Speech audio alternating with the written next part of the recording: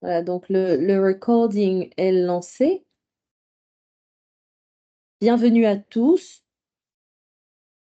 On ne va pas démarrer tout de suite dans l'immédiat.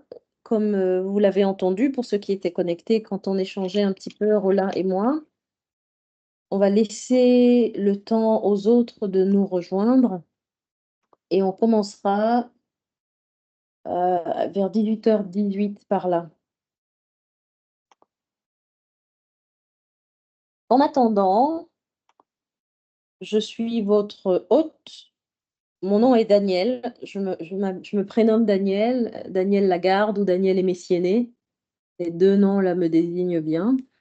Je suis productrice du programme AFIM, Afrique Impact Entrepreneur, dans le cadre duquel nous nous retrouvons ce soir pour une masterclass sur des questions financières, notamment celle de la valorisation pour l'ouverture du capital. C'est vrai que la question peut être posée immédiatement. Pourquoi on valorise une entité? En général, on valorise, c'est ce que nous disait Rollin vendredi dernier, pour ouvrir son capital, pour faire venir de nouveaux tiers. Donc ici, on peut avoir la posture de l'investisseur au sortir de ces masterclass. On est autant avisé en tant qu'investisseur désormais pour poser un regard sur des acquisitions à faire, des entreprises au sein desquelles investir potentiellement, ou en tant qu'entrepreneur qui a besoin de valoriser son actif, son entreprise, avant justement de l'ouvrir au capital. Donc, nous avons pensé dans le cadre du programme AFIM qu'une session en ligne, en complément de celle que nous faisons déjà, nous travaillons sur 6 streams, des work streams, qui ont tous pour but de préparer les entrepreneurs à être investment ready. Pardon pour le mélange entre français et anglais. Il s'agit de préparer les entrepreneurs à être, à s'adresser à des investisseurs et à accueillir potentiellement leur premier financement externe. C'est en ce en quoi consiste le programme d'accélération que la cohorte actuelle suit. Donc, en complément de ces sessions qui sont plutôt en présentiel, nous avons cette masterclass dont nous bénéficions grâce à Rollin, TBM, je l'appelle souvent TBM parce que Rollin a été élu triple best mentor par la fondation Tony et Lumelou, que vous devez connaître. Si vous ne connaissez pas la fondation, alors vous connaissez Tony. Il est mentor au sein de ce programme et c'est pas n'importe lequel, c'est l'un des meilleurs. Donc on a la chance de bénéficier de ces masterclass. Rollin les propose gratuitement et il nous a donné la primeur voilà, de cette information ou de cette formation, si vous voulez. Donc, on va commencer dans quelques minutes. Là, il est dans un peu moins d'une dizaine de minutes. On va dire une dizaine de minutes maintenant, un peu moins. Avec Rollin, et on va laisser les autres arriver. Pour l'instant, nous sommes 9 participants. Et donc, il y a eu une session introductive vendredi dernier déjà sur la question. Aujourd'hui, vous le voyez, on va rentrer sur 3 thèmes autour des questions de la valo pour ouverture du capital en tant que tel. Rollin va aborder avec vous les principes de gestion des effets de frustration et puis le premier tour de table. Alors, inutile de vous dire que je saurais pas vous dire de quoi il en retourne, sinon de façon très superficielle. Mais il est là d'ores et déjà et il va pouvoir expliciter chacun des thèmes au moment venu, c'est-à-dire vers 18h20. Donc, pour l'instant, on va laisser les autres arriver. Je pourrais vous mettre un petit peu de musique, mais j'ai peur de m'oublier. Donc, je vais plus la mettre maintenant parce qu'on a démarré l'enregistrement.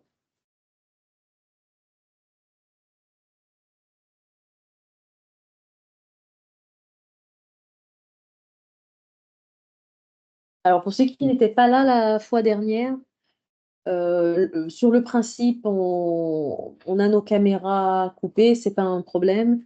En revanche, je vous invite à un petit peu d'interaction, surtout quand Rollin nous sollicite pour ça. Vous pouvez réagir par des émoticônes à ce qui vous étonne, à ce qui vous fait rire ou au contraire à ce qui vous plaît. N'hésitez pas, ça amène de l'interaction.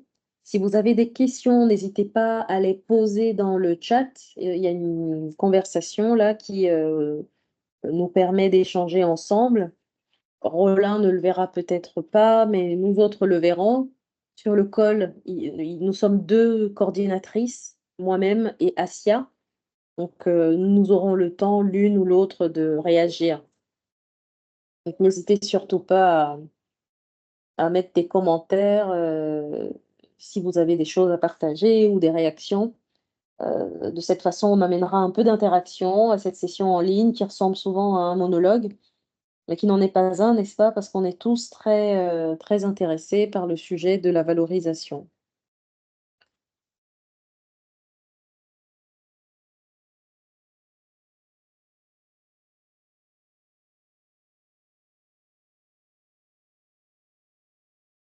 On va commencer dans 6 minutes. Je ferai signe à Rollin. Le temps peut-être pour d'autres de nous rejoindre. Et en attendant, je vais faire silence. Et n'hésitez pas si avant de commencer, il y a des questions pour moi-même ou en relation avec le programme AFIM. Moi, je serais ravie d'y répondre.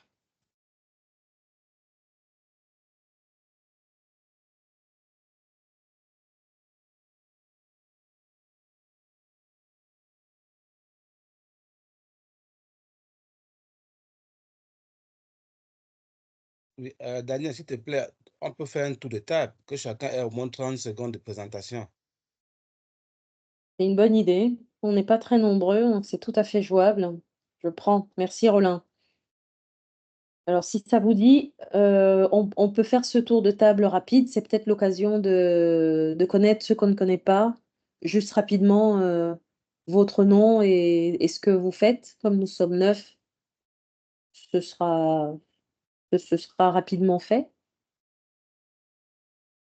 Qui veut commencer?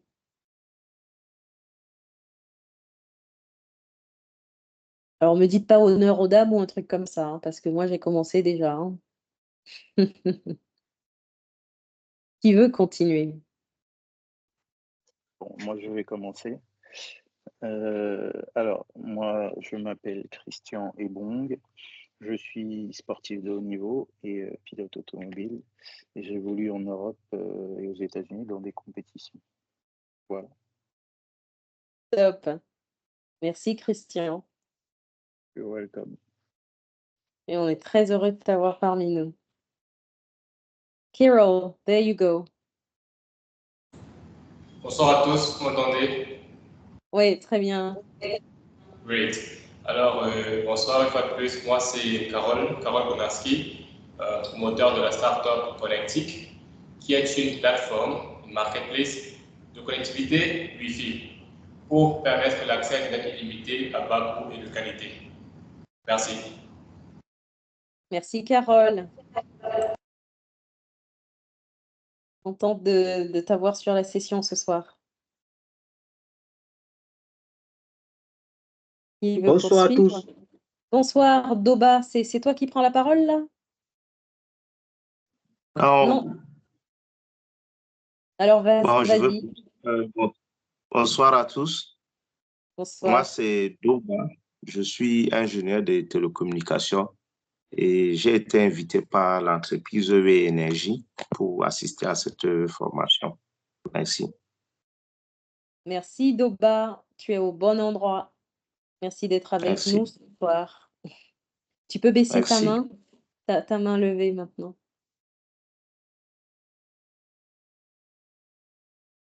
Super. Who goes next? Moi, je parlais, mon téléphone a quelques petits soucis. Bonsoir. Vous me suivez? Bonsoir, Prosperson. Oui, très bien, on t'entend bien. Vas-y. Ok. Moi, c'est Prosperson. Je vis au Cameroun, je suis à Yaoundé actuellement. Je suis fondateur et promoteur de la start-up Prosper Fisago. Nous avons deux buts. Nous distribuons des produits phytosanitaires dans les zones rurales pour permettre l'accès aux produits agricoles aux populations dans les zones rurales. Et nous sommes en train de mettre en place une plateforme nationale de vérification des produits phytosanitaires. C'est sympa. Félicitations pour ce que vous faites. Et merci d'être avec nous ce soir. Irène, bonsoir Irène. Merci Daniel, bonsoir. Bonsoir Roland. Bonsoir à tous les participants ici présents. Je suis Irène Yampilda. Je porte l'entreprise 8 Énergie et Eau qui fait dans la promotion et la vulgarisation de l'énergie solaire au Cameroun. Merci beaucoup. Merci Irène. Welcome. Contente de t'avoir ce soir aussi.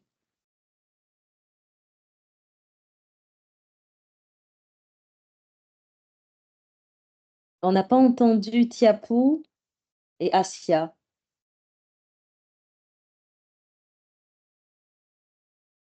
Alors, bonsoir à tous. Salut Asia. J'aime beaucoup jouer les sous-marins. C'est compliqué quand même quand on s'appelle Asia. Dans ce programme, on te comprend. Ouais, justement, c'est parce que j'ai été personnellement taguée qu'il a fallu que je réalise rapidement. Je suis Boustephi Asia. Dans le cadre d'un film, je suis coordonnatrice de projet. Je travaille directement avec Daniel. Et pour ceux, les entrepreneurs qui ne connaissent pas AFIM, on va dire que on vous invite à rester connecté à Canal 2 International parce que c'est un programme d'accélération qui va être diffusé. C'est l'une des premières, c'est la première au Cameroun. Et le programme est assez dosé. On a mis les petits plats dans les grands, comme vous pouvez le voir avec ces sessions de formation que nous avons ouvertes à tout le monde. Bonne masterclass à tous. Merci Asia. Merci beaucoup. Et je crois que Tiapou, Dominique, est la dernière personne.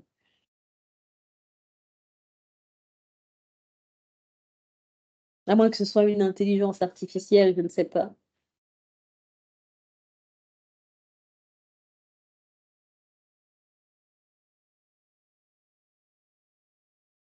Dominique?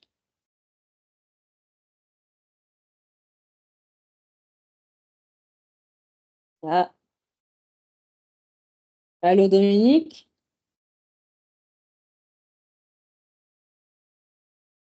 Pas de son, pas de lumière de la part de Dominique. Dommage. Une autre fois, peut-être plus tard. Mais autrement, il est 18h21. Moi, je pense que c'est le bon moment pour faire entrer notre star du soir. C'est TDM. Ah, Dominique, tu saisis ta chance, c'est bien. Vas-y, vas-y. Hello. Hello.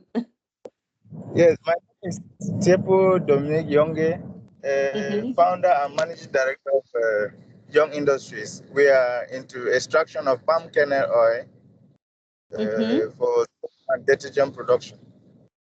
So I don't understand French well, but I'm still present to learn a lot of things. I'm based in Bonaberi. Okay. Yeah. Oh, Thank welcome. you. Nice meeting you. I'm glad you're here, and thank you for the effort you're doing. It's true that there is a lot of French into this. It's something we have to change. But if you have to express yourself, please feel free to do that in English. All of us can understand. Roland can understand and respond in English too. And we'll see how we can change AFIM into something more inclusive, because it's true that there is a lot of French in there. Okay. Thank you, madam. Thank you, Dominique. I'm glad you're here. Okay. All right. Roland, I think it's the right time. Je pense que c'est le bon moment pour t'accueillir et démarrer cette session. Nous sommes une petite dizaine. On vient d'accueillir Chris, un autre Chris ou une autre Chris, je ne sais pas. Bienvenue Chris. Non, c'est moi en fait. C'est toi qui es sur un autre appareil? Oui. Ok. Oui, je me connecte à l'ordinateur. D'accord, ça marche. Alors TBM, je crois que le floor is yours.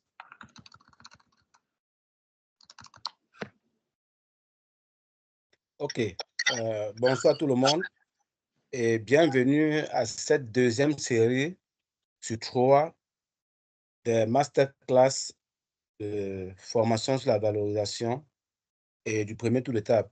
Donc, pour ce qui concerne la formation sur la valeur que nous appelons certificat-valo, on a vu la dernière fois le module 1 et aujourd'hui on va voir un extrait du module 3. En l'occurrence, un principe sur 5 principes. Parce que le module 3 s'appelle les principes du modèle de valorisation. Pour le moment, nous l'appelons modèle de valorisation locale. Donc, je suis Roland Foucault, promoteur d'un cabinet de stratégie de création d'entreprise depuis exactement 23 ans, c'est ça? 2004-2026, depuis exactement 22 ans. Et notre cabinet au quotidien fait, comme je l'ai dit, dans la création d'entreprises. Et fort de l'expérience de 22 ans de cabinet et presque 30 ans pour ma personne, et au-delà de toutes les autres lauriers en termes de mentoring, je vais dire ambassadeur et autres, il faut dire que le cabinet a eu un parcours qui a permis de voir plus clair dans notre écosystème qu'est-ce qui n'a pas marché. Alors, pour ceux qui veulent avoir certains détails du contenu exact de l'ensemble des 8 modules de 40 heures, ils ont la possibilité de suivre la série 1 qu'on a faite vendredi passé, qui portait sur les fondamentaux de ce modèle de valorisation. Alors, pour aujourd'hui, nous allons donc voir les principes de valorisation. On va rapidement survoler les différents principes et s'attarder sur le principe 3, qui est le principe de gestion des effets de frustration. Parce qu'effectivement, dans notre environnement, on a remarqué que les structures, les startups, lorsqu'elles sont créées, partent de facto sur des frustrations qu'on n'arrive pas à rattraper. Et c'est pour ça que nos entreprises ne sont pas durables. Donc voilà globalement. Alors en introduction, nous allons nous rendre compte qu'un certain nombre de points clés sont abordés dans notre modèle de valorisation. Et ça fait ressortir les spécificités de notre environnement en y apportant des réponses précises. Alors, nous en avons fait de ces spécificités les principes du modèle. Alors, ces principes sont explorés en détail afin d'éclairer sur les comportements et attitudes à avoir pour réussir la constitution d'une entreprise à la dimension internationale. Parce qu'il faut le dire, l'enjeu, c'est quoi? L'enjeu, c'est d'avoir des entreprises qui sont compétitives à l'international. Et nous disons ceci, la compétitivité internationale passe par la compétitivité financière. Et la compétitivité financière passe par ce que nous appelons l'apport personnel. On verra ça avec le premier tour de table, qui s'appelle en d'autres termes l'apport personnel. Pour ne pas dire que ce modèle de valorisation met plus au devant la constitution de l'apport personnel. C'est-à-dire, lorsque vous devez faire face à des financiers, à des bailleurs de fonds, on va s'abstenir d'utiliser beaucoup le mot banquier. Parce qu'ici, nous voulons mettre en profil bas les banques. Parce que les banques telles qu'on les connaît dans notre environnement sont des banques commerciales. Leur rôle n'est pas de porter les entreprises, non. Leur rôle, c'est de faire tourner les entreprises en termes de fonds de roulement. Mais avant qu'on en arrive à une entreprise, il y a d'abord, avant qu'on en arrive à une entreprise, il y a d'abord la structuration. Et cette structuration, elle fait par des organisations, des organismes qu'on appelle des fonds d'investissement, des bailleurs de fonds internationaux pour l'Afrique. Bref, la banque commerciale n'est pas indiquée. Alors, après cette description, nous allons passer aux objectifs recherchés. Donc, proposer un parcours de recrutement des partenaires d'affaires, qu'on appelle en d'autres lieux les actionnaires, en respect des logiques de l'investissement sur le long terme, tel que promu dans les idéaux du capitalisme. Et Tony, par exemple, Tony lui-même, le patron de UBA, a par exemple contenu tout ça dans un concept qu'il appelle l'africapitalisme. Et quand je fais certaines formations, je prends la peine de préciser que sur Africapitalisme de Tony Lumelo, prenez la peine d'enlever Afri. Il va rester capitalisme. Donc, c'est-à-dire que quoi? Il n'a fait que reprendre les valeurs du capitalisme. Maintenant, avec des petites argumentations et des petites retouches. Mais globalement, ce que Tony fait, c'est du capitalisme. Et il sensibilise les Africains sur le capitalisme. Alors, un focus particulier est recommandé aux porteurs d'idées de création d'entreprise de s'intéresser véritablement à la réussite du projet qui dépend pour beaucoup d'une équipe.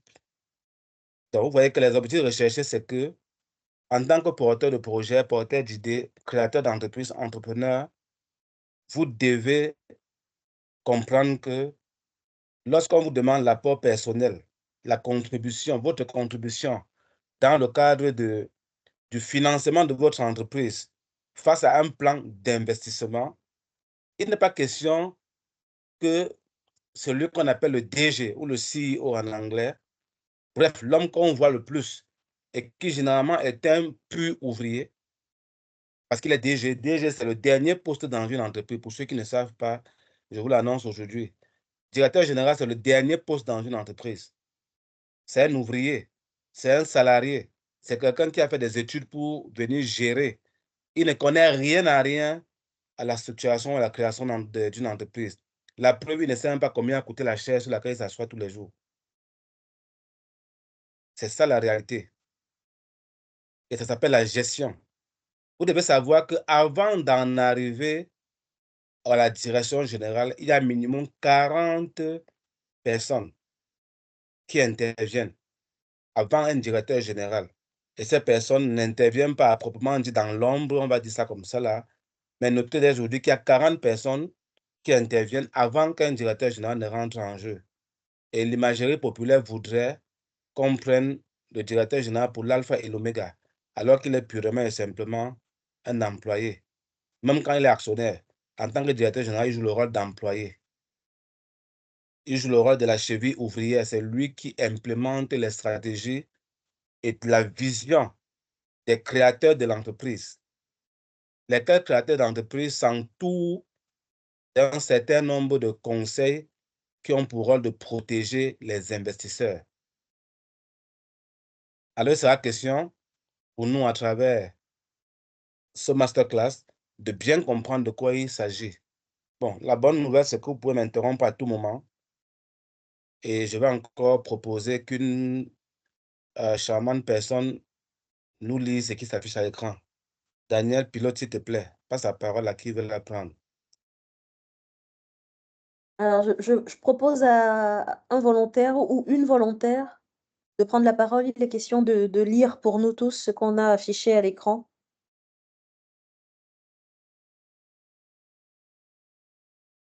Oh, Catherine. Merci, Catherine. Ce sera Catherine. Merci à Irène aussi. À toi, Catherine. Bonsoir. Bonsoir. Que faire après ce module? Investisseurs. 1. S'intéresser à la structure du financement dans la durée. 2. Préparer son parcours de propriétaire en accord avec sa politique de gestion de portefeuille d'actions. Entre parenthèses, gestion de patrimoine et fonds d'investissement. 3. Toujours considérer les efforts fournis par les prédécesseurs et ayant généré l'opportunité qu'on veut saisir. 4. Contribuer activement et servir de personnes ressources au projet. 5. Profiter des opportunités d'affaires internes pour capitaliser ses ressources. Pour le porteur d'idées, 1. Privilégier une analyse financière durable qui planifie le financement sur le long terme. 2. Penser à un plan de libération des parts à chaque tour de table jusqu'à l'introduction en bourse. 3. Proposer une valeur juste et objective pour compenser les acquis réels cédés. 4. Recruter d'autres personnes comme porteurs de projets. 5. Accorder des avantages exclusifs sur des éléments clés. OK, merci. Donc, voilà en fait les compétences qu'on est censé avoir après avoir suivi ce masterclass ou ce module. Mais pour ce masterclass, on a fait abstraction de 4 principes qu'on va survoler. Et le principe qui nous intéresse nous renvoie à la leçon ou à la compétence 3. Donc, en tant qu'investisseur, après ce masterclass, vous devez toujours considérer les efforts fournis par les prédécesseurs. Et c'est grâce à ces efforts-là, d'ailleurs, que l'opportunité qu'on partage avec vous est née. En fait, c'est ça l'enjeu. C'est-à-dire que quand quelqu'un vous appelle de venir être investisseur dans sa start-up, c'est parce qu'il a déjà quelque chose. Et vous devez respecter cette chose-là. À défaut, ça crée une frustration telle qu'on le verra. C'est-à-dire sous le coup de la famine, sous le coup de l'ignorance, sous le coup de l'incompétence, un start-upper accepte que vous rentrez dans son capital pour une modique somme, qui le bluffe bien évidemment. Mais le jeu qui comprend que vous ne l'avez peut-être pas roulé, mais qu'il avait mal vendu, il est frustré et il perd toute son énergie, il perd son leadership, il perd toutes ses forces. Ça peut être après 10 ans, après 20 ans, après 40 ans.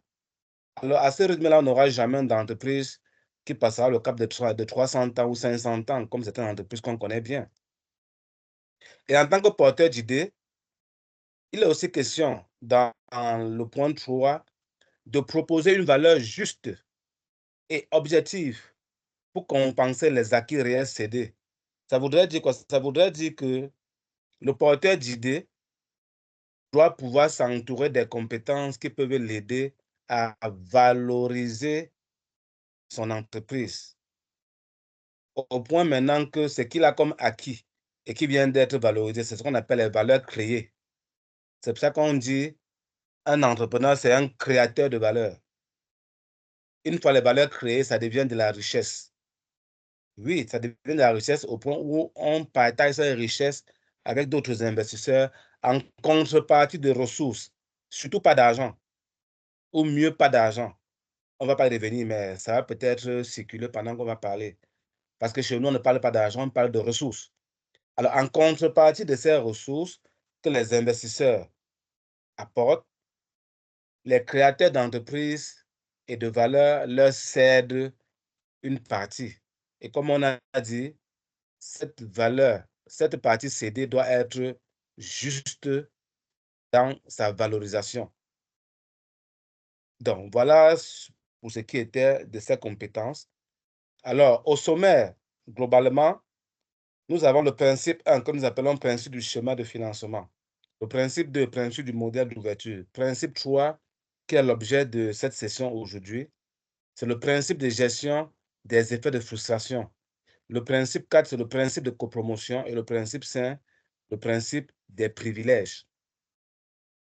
Donc, je pense que je vais présenter... Bon, allons-y, on va aller dans l'ordre. Donc, pour ce qui est du principe du schéma de financement, pour aborder ce principe, nous avons 5 points sur lesquels nous partageons. L'approche durable du financement, l'adaptation du financement à chaque phase du développement d'une entreprise, les stratégies d'ancrage, l'approche de gestion du patrimoine personnel et surtout le pacte des actionnaires. Donc, il se passe que dans la prochaine série, on va spécifiquement disséquer, pas les principes, mais on va montrer une utilisation de ces principes-ci, du schéma de financement. Parce que le premier tour de table, justement, ressort dans l'approche durable du financement et surtout de l'adaptation du financement à chaque phase du développement. C'est ça le rôle du premier tour de table. Lorsque votre entreprise est née, pour avoir les premiers actionnaires, il y a une façon de faire qu'on appelle le capitalisme. Quand vous êtes un capitaliste c'est un bienfaiteur, c'est quelqu'un qui a du bon sens. Parce que le capitalisme, c'est une affaire de bon sens, tout simplement. Quand vous avez du bon sens, vous êtes riche. Quand vous n'avez pas du bon sens, désolé, vous êtes pauvre. C'est ce que dit Robert Kiyosaki. Ce n'est pas moi. Robert Kiyosaki appelle les pauvres. Ceux qui sont allés à l'école, c'est eux les pauvres. Ceux qui ont les gros diplômes, c'est eux les pauvres. Vous avez le temps de lire Robert Kiyosaki. Augmentez votre intelligence financière. Père riche, père pauvre.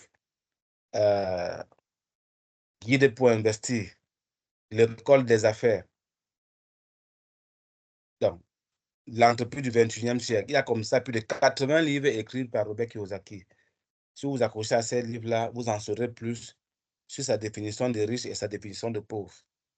Le deuxième principe qu'on va aussi survoler, c'est le principe du modèle d'ouverture. Alors, c'est aussi un principe pour lequel nous avons mis en place des mécanismes qui font l'objet du module 4 de notre formation Certivalo. Et dans ce principe, nous éclairons sur ce qu'on appelle levée de fonds privés. Nous éclairons que nous allons appeler premier tour d'étape. Nous attirons l'attention sur l'appel aux institutionnels qui sont les fonds d'investissement, les capitaux risqueurs, les bailleurs de fonds internationaux, les banques et tout ce qu'on peut avoir comme institution de financement. Dans notre modèle, nous proposons que ces personnes viennent, ces personnes que nous appelons les mercenaires des affaires, nous proposons qu'ils viennent au deuxième tour de table. Et au troisième tour de table, c'est pour ça qu'on dit le principe du taux d'ouverture. Donc, on va ouvrir le capital progressivement. Au point où, au troisième tour de table, nous prenons autour de la table, c'est-à-dire la construction du capital, on amène dans le capital les fonds publics, ce qu'on appelle l'appel public à l'épargne. Et ce troisième tour de table, qui est l'introduction en bourse ou dans les marchés financiers, est sujet à agrément par la Consumaf en Afrique centrale ou en espace OADA et espace francophone. Quand vous voulez faire un appel public à l'épargne, la Consumaf doit vous donner une autorisation ou un agrément. Du coup, dans nos levées de fonds privés, vous ne pouvez pas mordre l'appel public à l'épargne, parce que la levée de fonds privés, c'est un appel privé à l'épargne, ce n'est pas un appel public à l'épargne. Donc, du coup, nous avons 2 règles, d'après ce que dit la loi. Si le montant dépasse 50 millions et que le nombre de personnes dépasse 100, c'est un appel public à l'épargne. Alors, qu'est-ce que nous faisons? Nous avons des montants qui dépassent de très loin 50 millions, mais nous touchons moins de 100 personnes.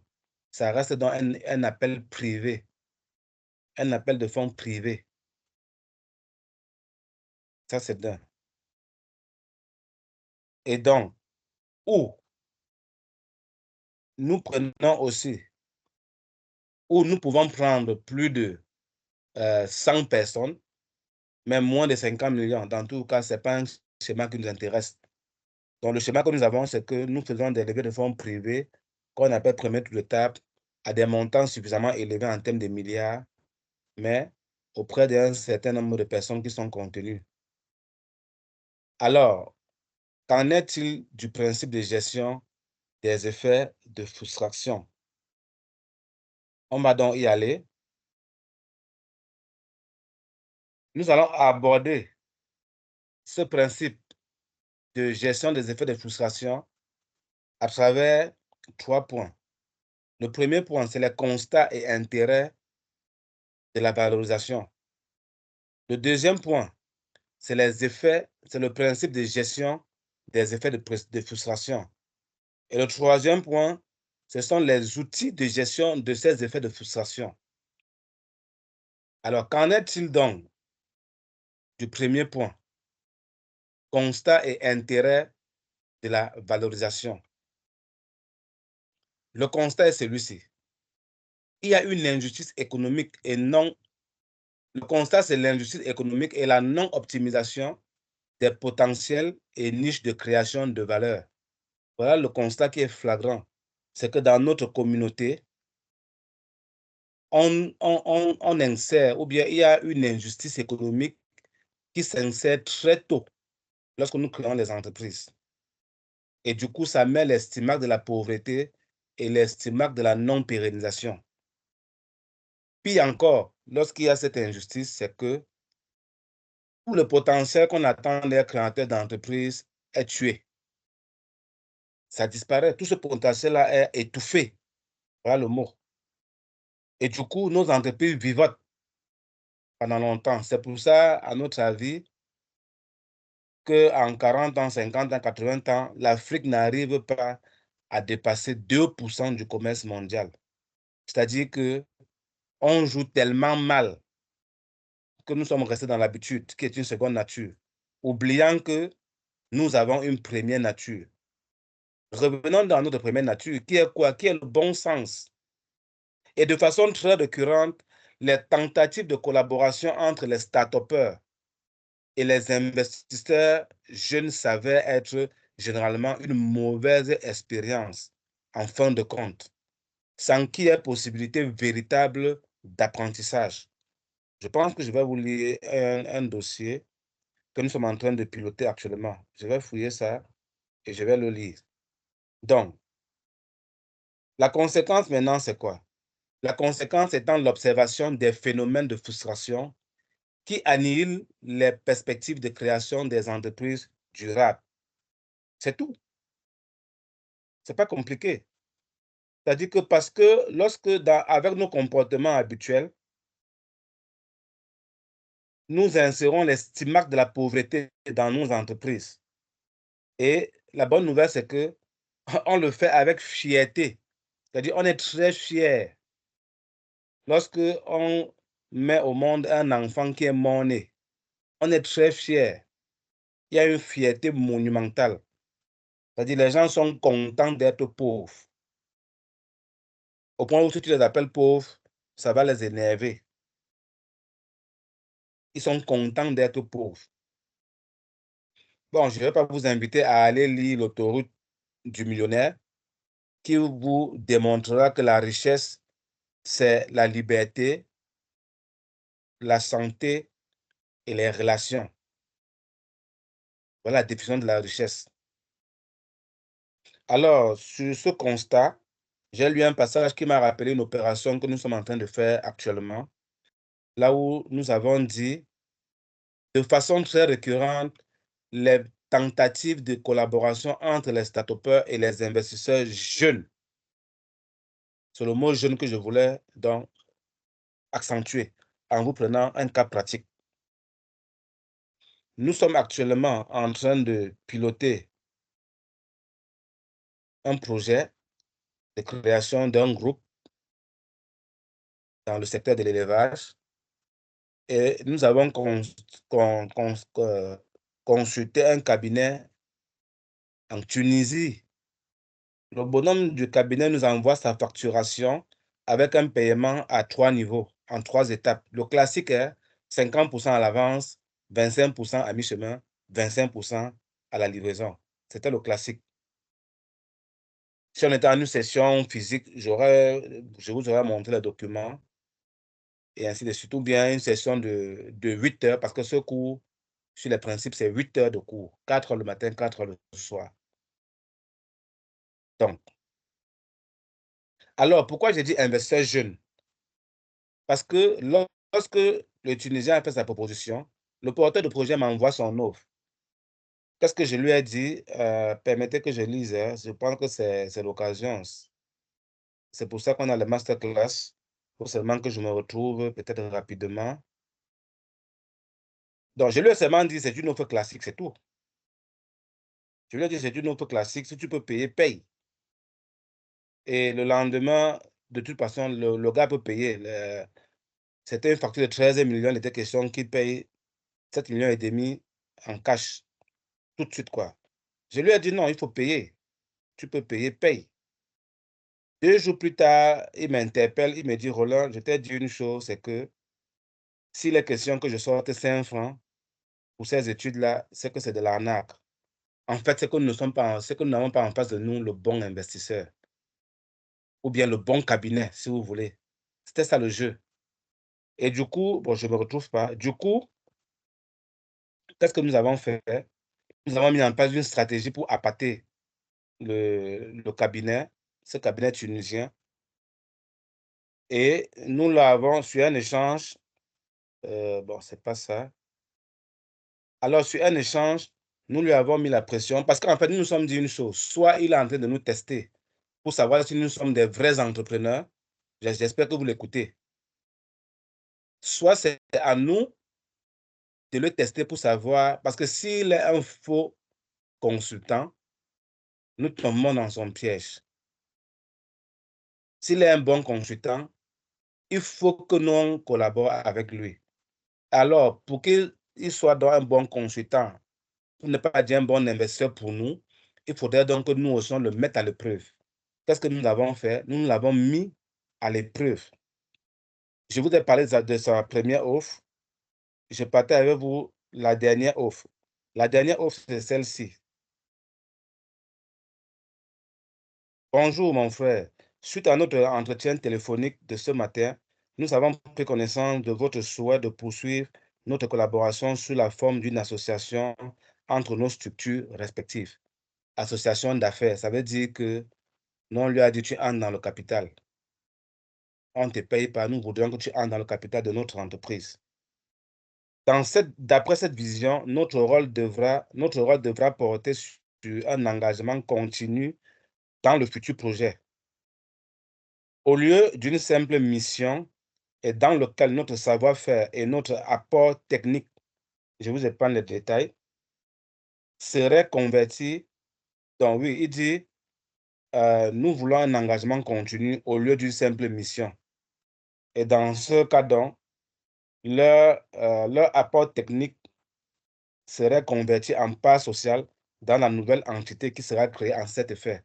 Donc, il accepte qu'au lieu d'une mission où on va leur donner 13 millions, auquel cas on avance 7 500 000 tout de suite, ils acceptent que, OK, ils vont s'engager sur la durée et on va leur donner des actions en retour. Comme convenu, nous allons évaluer de notre part, moi et tel, cette proposition de partenariat.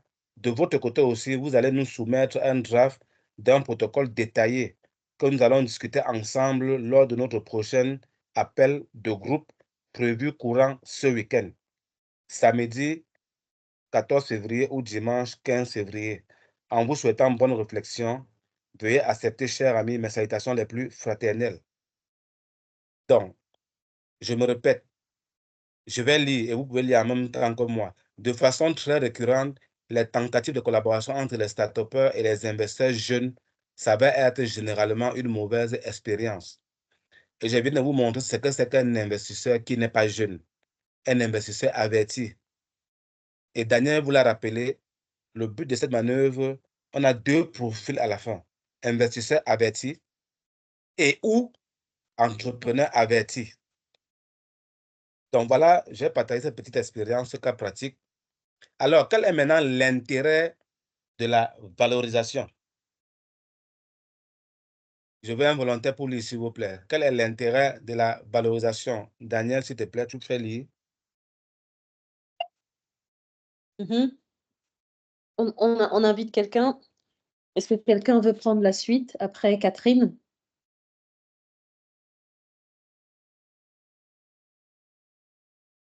Intérêt de la valorisation. Merci, Joïna.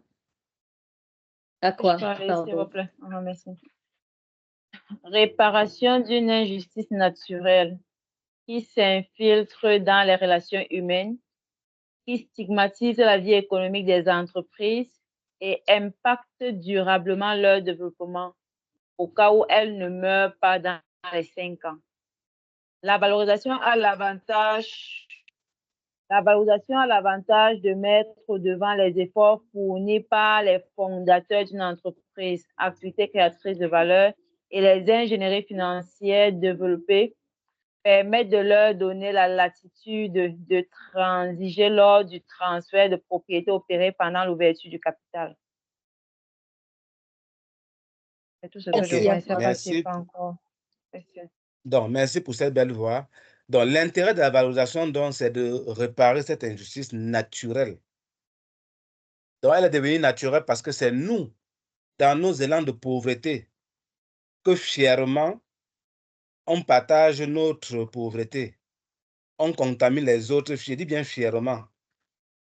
Parce que j'ai une cliente qui nous avait dit en 2006, je crois, elle nous avait dit qu'il y a un proverbe bassa qui dit ceci. Si un bassa, il faudrait qu'il nous transpose ça en bassa. Que tu m'as dépassé dans ta pauvreté, je t'ai dépassé dans ma richesse. Comme pour dire, les pauvres sont fiers d'être pauvres. Parce qu'en fait, si sur la planète, on a 95% des hommes qui sont pauvres, c'est parce qu'il y a 5% en face qui sont des riches. Et l'écosystème est équilibré quand ce ratio-là est respecté. Donc, du coup, vous comprenez que quand quelqu'un est pauvre, il est fier de sa pauvreté. Donc, cette injustice naturelle s'infiltre dans les relations humaines et ça stigmatise la vie économique des entreprises et impacte dans un mauvais sens le développement. C'est pour ça qu'après, quand le promoteur décède, l'entreprise elle est morte. Ou bien, si elle ne meurt pas dans les 5 ans, donc au cas où elle ne meurt pas dans les 5 ans, c'est-à-dire quand elle dépasse le cap de 5 ans, elle est toujours déjà morte, puisqu'elle ne va pas durer. C'est ça. Mais lorsque vous faites la valorisation, alors vous avez rattrapé le gap qu'il y a entre la richesse et la pauvreté. La valorisation a l'avantage de mettre au devant les efforts fournis par les fondateurs d'une entreprise. Et ce sont ces efforts-là qui permettent, ce sont ces efforts qui sont les faits générateurs de la création de valeur. C'est le fait que vous soyez maintenant là à écouter, à vous former, à vous informer, à réseauter. C'est ça qui crée de la valeur. Ce ne sont pas les biens physiques qui créent la valeur, non. Non, non et non. Ce n'est pas l'argent qui crée de la valeur, non. C'est votre leadership, c'est votre notoriété, c'est votre formation, c'est votre discipline. Et alors, il y a une discipline qu'on appelle l'ingénierie financière. Et l'ingénierie financière donc permet de vous donner la latitude de savoir transiger, c'est-à-dire négocier lorsqu'il y a transfert de propriété. L'ouverture de capital, en fait, veut dire que si vous êtes seul, vous avez un gâteau qui est à 100% et vous coupez une partie pour donner aux autres. Donc, on appelle ça ouvrir son capital. Je vous épargne comment dans notre environnement ça s'interprète. Oh non, il veut entrer dans mon capital, il veut arracher mon entreprise.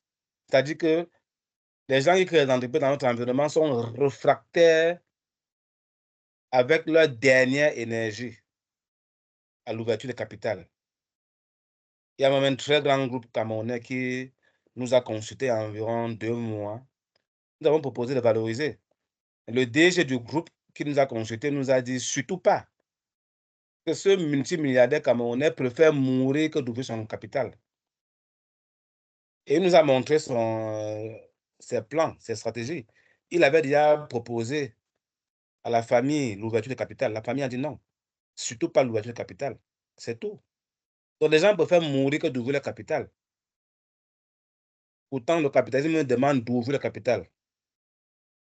Donc, l'intérêt de la valorisation, donc, c'est de pouvoir permettre que les efforts des créateurs d'entreprises soient partagés et dès lors que l'effort est partagé et que les investisseurs avertis ont reconnu cet effort, le risque devient un risque partagé.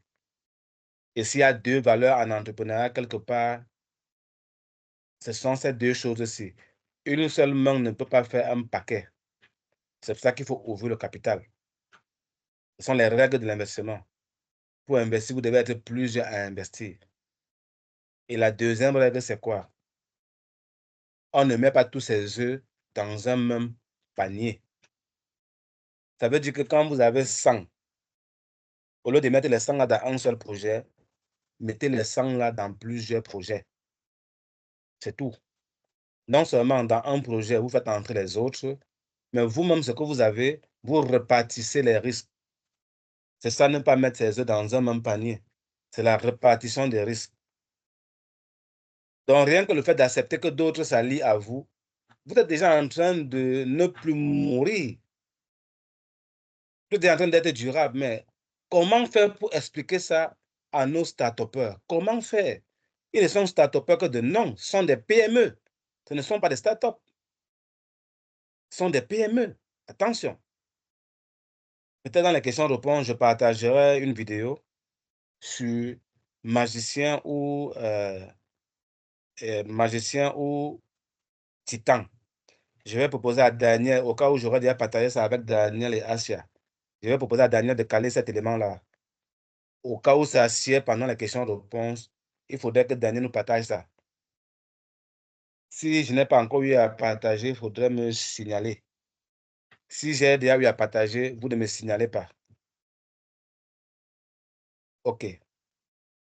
Alors, après avoir vu l'intérêt et le constat de la valorisation, passons maintenant au principe de gestion des effets de frustration.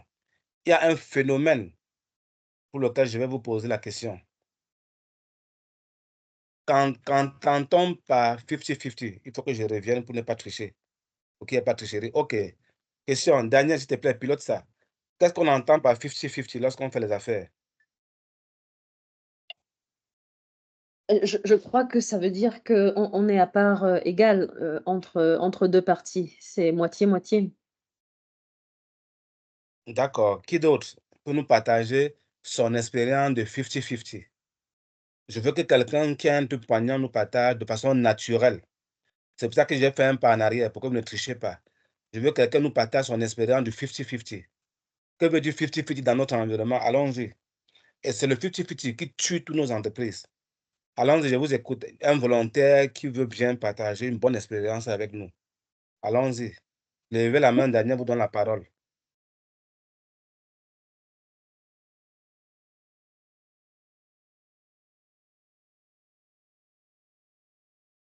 Je ne vois pas de main levée.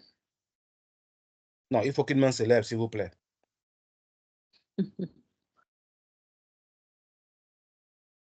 Est-ce que quelqu'un a une histoire à partager sur le partage 50-50? Tu es déjà en ligne? Mhm. Il n'y a personne pour partager le 50-50. Bon, c'est pas grave. Allons-y. OK. Attends, il y a Oui, Aqua qui a levé la main. oui. Je vois Joïna. C'est Aqua. OK, bon, j'enlève le bord. Allons-y. Aqua. Oui, j'ai une histoire, pas sur le 50-50, mais c'était sur le 50-50. Là, on commençait encore les premiers pas de Joina en 2021.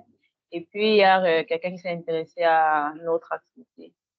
Et puis, il est venu me voir, il me dit, il veut 70% des parts dans le business. Joina n'était même pas encore structuré. Je ne pensais même pas encore que c'était le business et tout. Et puis, on est parti sur une première base de travail. Il fallait qu'il me fournisse les infusettes. Sauf que Comme il n'y avait pas assez de concertation, les informations qu'ils m'avaient fournies n'étaient pas de bonne qualité. Bref, moi, je ne le voyais pas venir, comme on dit là, qu'un collaborateur, quoi. Oui, c'est un peu style, il t'impose un peu ce qu'il veut et puis tu fais, et puis c'était comme ça. Et on s'était gâtés. Donc, ça, c'est mon expérience. Oui. Je crois que c'est la bonne histoire que Roland cherchait. Roland, c'était bon le 50-50 là? Non, elle-même, elle a bien dit que ce n'était pas le 50-50. Elle a dit ça.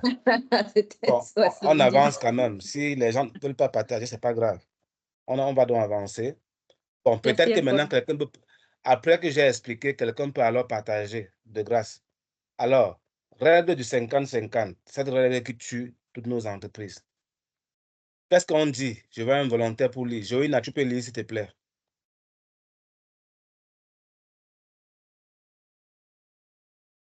Règle du 50-50. L'équité est différente de l'égalité. Voici un moyen simple de se rappeler la différence entre équité et égalité. L'égalité, c'est donner à tout le monde la même paire de chaussures. L'équité consiste à donner à chacun une paire de chaussures qui lui convient. En affaires, donner à tout le monde le même pourcentage est source de problèmes dans le futur, pouvant générer des situations de frustration. OK, merci Joïna. Donc, ce qu'on va retenir aujourd'hui, c'est que l'équité est différente de l'égalité. Et l'égalité, c'est donner à tout le monde la même paire de chaussures. Ça, c'est une image. Hein? Après une opération, on remet à tout le monde le pointure 45 ou la pointure 43, par exemple. Il se passe que celui qui chausse 109 va avoir une paire de bottes pointure 43. Celui qui chausse 43 aura une paire de bottes pointure 43. Celui qui chausse 44 aura une paire de bottes pointure 43. Vous comprenez que la frustration vient de naître. S'il s'agit d'aller au champ avec ses paires de bottes, il y aura un autre que la chaussure n'entrera même pas dans son pied parce qu'il chausse plus gros. Il y aura un autre qui va porter la chaussure, mais ça va flopper. Il ne sera pas à l'aise. Donc, du coup, vous ne partez plus sur les mêmes bases. C'est ça le truc. Donc, du coup, vous n'êtes plus sur les mêmes bases de facto. Alors, en affaires, donner à tout le monde le même pourcentage est source de problèmes dans le futur, pouvant générer des situations de frustration. Imaginez ce à quoi je m'attendais venant de vous. 50-50, c'est qu'on est 3 et on prend chacun 30% ou 33. On est 2, on prend chacun 50-50. On est 4, on prend chacun 25-25. Vous tous connaissez l'histoire des 10 anciens camarades de classe qui se mettent ensemble. Il y a l'un d'eux qui a eu l'idée. Il a développé, il a eu des concours, il a fait des formations. Il est start-upper, il marche en sandales, il prend les motos, tout ça. Les autres sont au cadre dans des grosses boîtes ou dans les petites boîtes relativement. D'autres sont des hommes d'affaires. Et quand le gars vient donc appeler ses anciens camarades de classe pour qu'ils se mettent à 10 pour faire éclore le projet, qu'est-ce qui se passe? La moindre des choses, c'est quoi? C'est comme 100 000, parce que le notaire a demandé en passant qu'il faut 1 million de capital. Justement. Et il faut donc 100 000. Il faut 1 million. Comme ils sont 10, qu'est-ce qui se passe généralement? On dit à chacun d'envoyer 100 000. Tout le monde envoie 100 000. Ça donne 1 million. On peut avoir un notaire et la société est créée. Les amis, la société elle vient de mourir. Elle vient de mourir. Ça, c'est un schéma. En temps normal, si il y avait plus de temps, j'aurais posé la question à l'envers. Qui n'a pas encore fait ça? Je suis dans des tonnes de groupes WhatsApp, parmi lesquels des groupes institutionnels de renom, où vous avez des gens, surtout de la diaspora, qui ont la sagesse de proposer que 10 000 personnes mettent, non, je ne sais pas comment je vais appeler ça. Asia, tu vas partager ton expérience avec le projet de 2023, tu te souviens? Je crois que c'était 100 000 ou 10 000. Asia, je vais t'écouter parler à ce moment-là. Donc, je dis ceci, qui propose que 10 000 personnes mettent 100 000.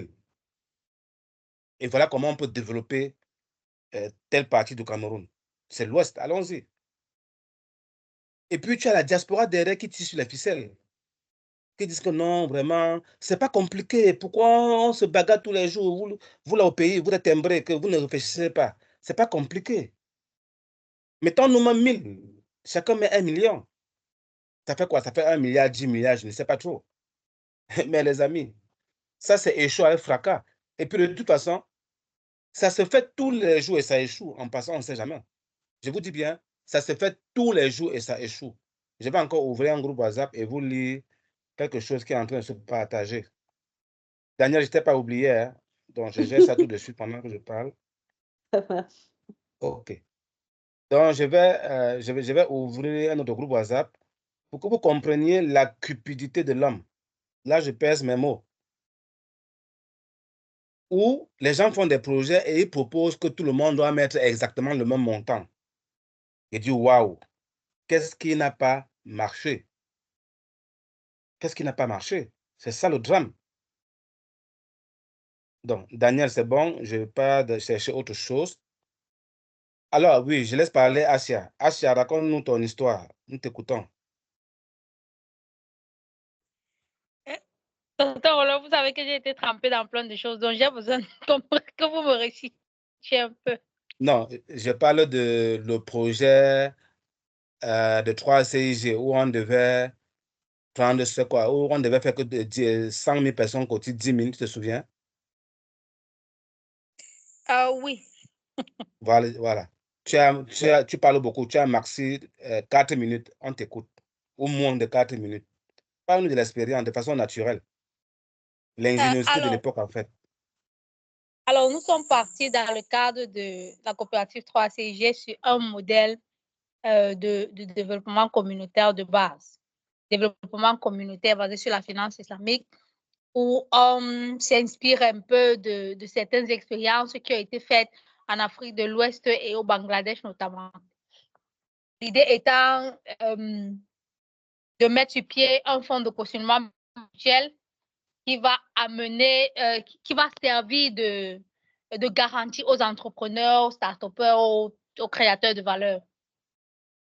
Donc, dans cette logique-là, ça devient de fait un programme qui est difficile pour les investisseurs de financer au premier chef. Ça veut dire qu'on doit d'abord avoir une communauté qui se constitue, qui met le petit sur pied, pour que les investisseurs viennent maintenant compléter, les gros investisseurs viennent maintenant mettre les fonds et tout. Et donc, il fallait commencer par cette communauté-là en question. Rassembler cette communauté où on partait sur un échantillon de base de 1500 personnes qui ont fait un apport de 10 000 francs qui devait permettre de faire le fonds de base et puis créer un effet de levier. Donc, la difficulté qu'on a rencontrée, enfin, la stratégie que nous avons adoptée, c'était la communication de masse qui a été une grosse erreur de base. C'était la communication de masse, dire que, OK, on va organiser des conférences. Merci Asia, merci. Tu n'as peut-être pas atteint 4 minutes, merci. Donc, en fait, elle a parlé de 1500, mais pour ce que moi je connais, il était question qu'on réunisse 100 000 personnes qui devaient mettre chacun 10 000 francs CFA. Ça donne peut-être 10 milliards ou 1 milliard, je ne sais plus, faites le calcul. Et les promoteurs de 3 CIG, ils croyaient mordicus. C'est-à-dire, il n'y avait pas moyen de leur faire comprendre que, comme dit Oussama Oumar, quand une start-up français fait 2 millions de chiffre d'affaires, d'euros de chiffre d'affaires, il devient difficile d'expliquer aux promoteurs que le 16e, je ne sais plus, il dit quoi là? De leur expliquer qu'en dehors du 16e, il y a une autre ville au monde, un truc de ce genre. C'est-à-dire, quand le gars fait l'équivalent en CFA, 2 milliards de chiffre d'affaires, il s'est dit que non, il est arrivé à la Lune. Donc, ça, c'est une expression de Oussama Oumar. OK, je vous lis maintenant ce que je recherchais, une expérience. Voici un ami qui me met dans un groupe WhatsApp. Allez, bim, je m'y retrouve. Souscrivons ici pour devenir milliardaire. Projet de création d'usine de manioc à telle région. Budget initial, 60 000. Date limite de souscription, 10 janvier 2026. Date limite de libération, 10 mars 2026. Liste des volontaires potentiels actionnaires. 1, tel, 200 000, 2, tel, 75 000, 3, tel, 250 000, 5, 4, 250 000, 5, tel. Celui qui m'a ajouté, le promoteur lui-même, 200 000, 6, Roland Foucault, 100 000, 7, M2B Conseil, 100 000, 10, un ami, 750 000, 11, tel, 300 000. Voilà ce que je découvre. On marche dans un groupe et la première communication, là, voilà. C'est-à-dire, on a cotisé pour les gens ont cotisé au point où moi-même, on a proposé ce que moi, j'ai cotisé ou bien je vais cotiser, j'en sais rien. Toujours est-il que j'ai d'abord archivé ce groupe-là et c'est maintenant que j'ouvre encore pour voir ce qui s'y est écrit et que depuis une semaine, personne n'y a écrit. Bon, c'est pas grave. En fait, voilà, je prends cet exemple pour que vous compreniez, ça c'est la moindre des choses lorsqu'on est start-upper. C'est que on va vite. Asia a dit tout à l'heure qu'elle partait d'une expérience au Bangladesh, mais c'était le phénomène de la façade. Et il y a le storytelling. Et la dernière fois, je voulais de me rappeler quelque chose, vous ne l'avez pas fait. J'ai dit de me rappeler le phénomène de coût moyen unitaire pondéré, CMUP. Oui. Je voulais de me rappeler ça parce que je vais faire ma secteur dessus. C'est ce qu'on appelle le storytelling, la façon d'habiller pour communiquer, qui souvent n'a rien à voir avec la réalité. C'est linéaire pour le partage. Mais tant que vous n'êtes pas dans l'ingénierie financière, vous n'allez pas comprendre ce qui s'est passé. Au Bangladesh, oui, les gens ont mis tel montant, oui, les gens ont mis ce montant-là. Mais ce qu'on communique, c'est une moyenne. On ne vous dira pas que tel a mis tel montant, tel a mis tel montant, comme je viens de vous lire. Dans un communiqué, est-ce qu'on va encore lire tous ces noms-ci? On dira qu'il y avait 20 personnes qui ont mis chacun 150 000. Alors que dans la réalité, il y en a qui ont mis 20 000, il y en a qui ont mis 1 million, il y en a qui ont mis 50 000. C'est ça le mythe ou le phénomène de la façade. Les gens comprennent très vite. Ils lisent les journaux et ils déduisent que voilà, c'est-à-dire ce qui est dans leur tête, c'est ça qui est ça. Alors que de grâce, s'il vous plaît, mettez-vous avec d'autres personnes qui ont une certaine expérience. Alors, dans la suite du principe de gestion des effets de frustration, nous utilisons notre règle de 50-50. Voyez donc ce qui se passe. Nous disons l'équité est différente de l'égalité. Alors, pour les cas qu'on a vus, l'attribution des droits d'appartenance au capital doit être liée aux efforts fournis par les cofondeurs en qualité d'ayant droit des valeurs créées. Et on a défini ce que c'était que la valorisation. On a défini ce que l'on dit création de valeur. La création de valeur, c'est la sueur du front. C'est les efforts que vous faites. Et s'il fallait lire, moi-même je vais lire ça, s'il fallait revenir, je regarde ça, je lis, et lire non, je vais laisser un volontaire lire. Je veux qu'un volontaire nous lise la leçon numéro 3 de ce masterclass, s'il vous plaît. La leçon qui concerne la gestion des effets de frustration. Essayez de lire pour comprendre le parallèle.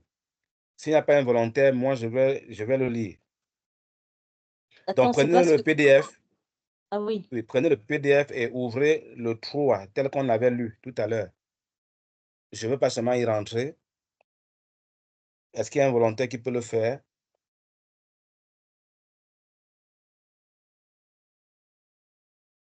OK. Donc, moi, alors, je vais le lire. Puisque ça semble être compliqué de retrouver cela.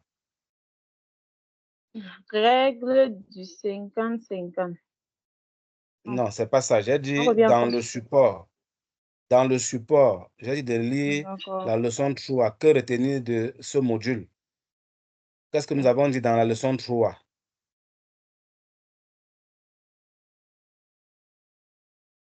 On est peut-être perdu. C'est ce qu'on a vu la semaine dernière, c'est ça? Non, j'ai dit, on vient de le partager là.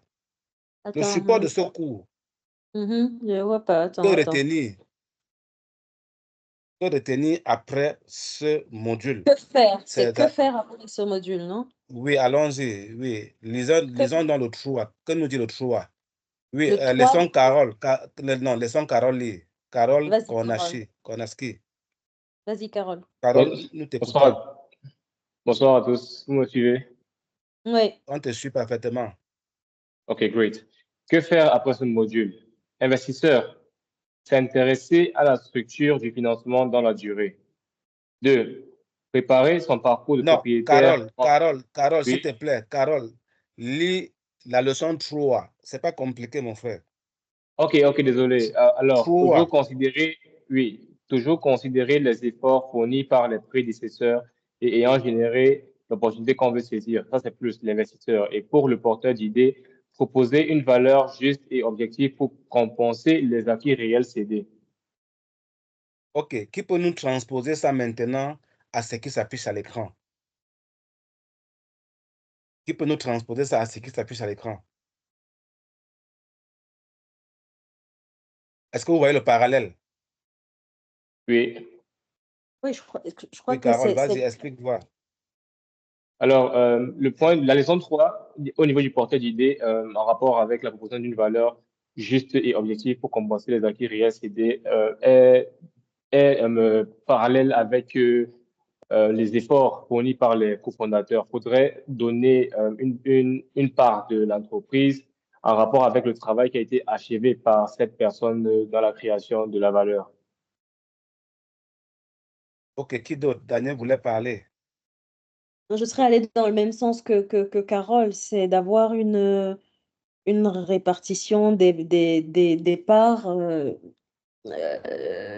qui correspondent à ce qu'on produit comme valeur et de se dire qu'on ne peut pas avoir un porteur de projet qui amène peut-être une ressource financière moindre, mais qui porte, par exemple, toute l'expertise, qui suit l'exemple que tu prenais, qui est au pilotage, etc., et qui se retrouve sur la photo equality. Finalement, ce porteur de projet-là serait le bébé qui est tout petit. Et c'est pour ça que l'entreprise se casse la figure, parce qu'on va lui donner proportionnellement à l'argent qu'il a emmené. On ne valorise pas ce qui est non pécunier et qui, justement, vaut beaucoup plus que celui qui amène simplement l'argent. Bon, pour qu'on soit encore plus réel, de toi à moi, à quel moment est-ce qu'un start-upper a besoin des investisseurs? Est-ce que c'est quand il n'arrive plus à respirer, à manger, auquel cas il n'a plus 100 francs sur lui? Ou bien c'est quand il en a? C'est une question de oui ou non. C'est quand il en a ou pas? À mon avis, Daniel. c'est pas quand on a faim qu'on a besoin des investisseurs, c'est quand on a un peu pour mieux négocier. Bon, revenons au Cameroun. Toi, tu es en France. Merci pour ta contribution. Carole, à quel moment est-ce qu'un start-upper va vers les autres? C'est quand il est à bout, il n'a plus de quoi respirer, ou bien c'est quand il respire? Quand il respire. Wonderful. Ok, je vous accorde ça.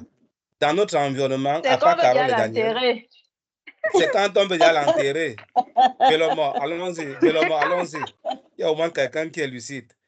Oui, Agnès, on t'écoute. Bon, moi, je crois que concernant la situation du Cameroun, les start-upers partent vers les investisseurs quand ils n'ont rien. Vraiment, ça, c'est la réalité. Mais quand ils ont, ils ne cherchent pas. Ils préfèrent eux-mêmes produire avec ce qu'ils en ont. S'il vous plaît, mettez les cœurs. Ne soyez pas jaloux. Mettez les cœurs. Non, mettez les cœurs. Je ne sais pas ce que va voir, mais mettez les cœurs. Franchement. On a mis les cœurs. Donc, dans notre environnement, c'est quand le gars ne respire plus. C'est quand il est au bord de la tombe. C'est bien alors. Qu'il demande au secours. Quand le gars a 1000 francs sur lui, tu ne peux pas lui expliquer comment Oussama appelle ça, quand en dehors du 16e, il y a quoi là, je ne sais plus trop quoi. Donc, en fait, c'est ça malheureusement. Mais la partie croustillante, c'est en fait l'expérience de l'investisseur. Que nous dit la leçon 3? Toujours considérer les efforts fournis par les prédécesseurs et ayant généré l'opportunité qu'on veut saisir. Ça, c'est la leçon 3. Donc, un investisseur doit savoir que lorsqu'il arrive quelque part, il y a des efforts qui ont été consentis. Et maintenant, entre les cofondeurs, on dit proposer une valeur juste et objective pour compenser les acquis réels cédés. Donc, ça veut dire que pour que les cofondeurs ouvrent le capital, il faut déjà qu'ils aient fait une valorisation. Mais avant la valorisation, il y a quelque chose de clé, de très clé. qui est la solution? C'est le point 3, c'est le C, qui est très clé. Et je vous le laisse dans le suspense. Parce qu'on dit ici, l'attribution des droits d'appartenance au capital doit être liée aux efforts fournis par les cofondateurs. De grâce, Daniel a fait cette erreur-là. Ne nous parlez plus d'argent. Là-bas, vous avez l'argent. Ici, là, laissez-nous comme ça. Et je rappelle à Daniel, là-bas en Occident, ceux qui ont l'argent, c'est les pauvres. On ne sait jamais. Parce que toujours le phénomène et le mythe de la façade. Les riches n'ont pas l'argent. Les riches ne sont pas ostentatoires. Le pauvre est ostentatoire parce que ce n'est qu'avec ça qu'il se valorise. Il veut qu'on sente qu'il a l'argent. Le riche a tellement d'argent que ce n'est pas avec ça qu'il veut s'exprimer. C'est clair. Ce n'est pas ça son outil de guerre. Son outil de guerre, c'est quoi? C'est la création de valeur. Il passe son temps à acheter les valeurs créées. Avec quoi? Avec les ressources qu'il a. Et la dernière fois, on s'est accordé. Lorsqu'on fait la formation Certivalo, le mot argent doit disparaître. Finance, oui, j'accepte le mot finance ou financier. C'est là où je me rappelle que Daniel, en fait, avait parlé de moyens financiers, oui. Parce que quand on parle de moyens financiers, ce sont les moyens liés à l'ingénierie financière, à l'intelligence financière, qui va vous conduire à la liberté financière. Notez ça pour ceux qui ont des blocs-notes. 3 choses. Intelligence financière, qui vous permet de vous rapprocher des gens qui ont l'ingénierie financière afin de vous donner la liberté financière ou autonomie financière. Quand on a miroité aux Africains avec le marketing de réseau, la conséquence, c'est que ça les appauvrit davantage. On peut croire à des gens qu'en étant commerçants, ils vont devenir riches. Et pourtant, dans ce marketing de réseau, il y a un système de mentoring en passant. Il y a un système de mentoring. Mais comme les gens sont pauvres dans leur âme, ils viennent dans les systèmes de marketing de réseau, ils s'intéressent seulement à vendre pour avoir de l'argent, alors qu'ils peuvent faire une carrière de mentoring dans le même système de marketing. C'est d'ailleurs ce que l'époux de Asia a fait, Modeste Zenfone, au point de se désolidariser, pas véritablement, au point d'avoir les valeurs, les connaissances de marketing de réseau et de chercher maintenant à créer lui-même son propre, j'ai envie de dire, système de marketing de réseau. Et un système de marketing de réseau est toujours adossé à une entreprise qui crée de la valeur. C'est lié à la production. C'est lié au champ. Attention. En 2006 ou 4 ou 5, j'ai gravé des CD-ROM et j'ouvre pour voir ce qu'il y avait à l'intérieur. C'était les champs d'aloe vera au Pérou. 500 000 hectares de champs d'aloe vera. Il y a un marketing de réseau qu'on appelle Forever Living Product, FLP. Ils m'ont accosté à Mulhouse en 2003 de venir être avec eux. Non, en 2004, c'était en février 2004, juste avant que je ne rentre au Cameroun en mars. Ils m'ont accosté pour me convaincre d'être avec eux lorsqu'on va créer ça au Cameroun. Je leur ai dit vraiment, la paix est bien circulée. Oui, finalement, ils sont installés au Cameroun, ça enrichit à la Camerounaise, pas mal de Camerounais, ça c'est factuel. Mais sauf que la vraie richesse, c'est au Pérou, pour ne pas dire à Singapour, ou à Genève, ou au Delaware, ou bien à Macao, ou à Monaco. Oui, parce que ces systèmes de distribution sont liés à de gros champs, à des usines ailleurs. Alors, pour ce qui concerne les outils de gestion des effets de frustration, nous allons donc commencer par le point A, la répartition lorsqu'il s'agit des startups et les apports lorsqu'il s'agit des PME. Alors, il y a ce conflit, il y a cette dualité. Le temps étant court, je vais lire moi-même. Pour la création juridique d'une PME classique, la répartition du capital entre les fondateurs est directement corrélée en général au montant des apports de chacun des associés ou des actionnaires. On a bien dit pour les PME classiques. Je ne sais pas si Patrick Ngounou est dans la salle. Parce qu'on a fait un débat un jour. Je lui dis, il n'y a pas de start-up au Cameroun. Il me dit, il y en a. Je dis non, il dit que oui. Au Cameroun, c'est les PME, ce n'est pas les start-up. Et je vous ai déjà envoyé une start-up qui s'appelle STPM Bio, par Benin Serin, qui fait la promotion de la marque Benin Serin, en l'occurrence Sangou Mohamedou. Il y a une deuxième start-upper que je vais envoyer dans ce programme. Il s'appelle Sangongo Tembo, c'est un bonbon qui a un profil extraordinaire. Alors, retenez que lorsqu'il s'agit d'une start-up, la logique est différente. Et il est limitant de faire des apports en capital. Le projet de la start-up et son exécution doivent favoriser une levée de fonds qui permettra de financer le développement de l'entreprise. C'est ce qu'on appelle le build to sell. Attention. Et à ce moment-là, il n'est pas ici question de faire recours aux capitaux à investir par les fondateurs. Donc tout à l'heure, quand Daniel expliquait le bonhomme, le petit bonhomme, ici, l'explication n'utilisait pas le mot argent. Non. On ne va pas dire qu'il a contribué petit, non. Ou il a contribué à beaucoup d'argent au petit, non. On contribue avec les efforts. Je n'ai pas commenté l'image parce que le temps est court. Mais l'image veut tout dire, hein? C'est la paire de chaussures. Je pense que vous avez compris. Donc, il n'est pas ici question de faire recours aux capitaux à investir par les fondateurs.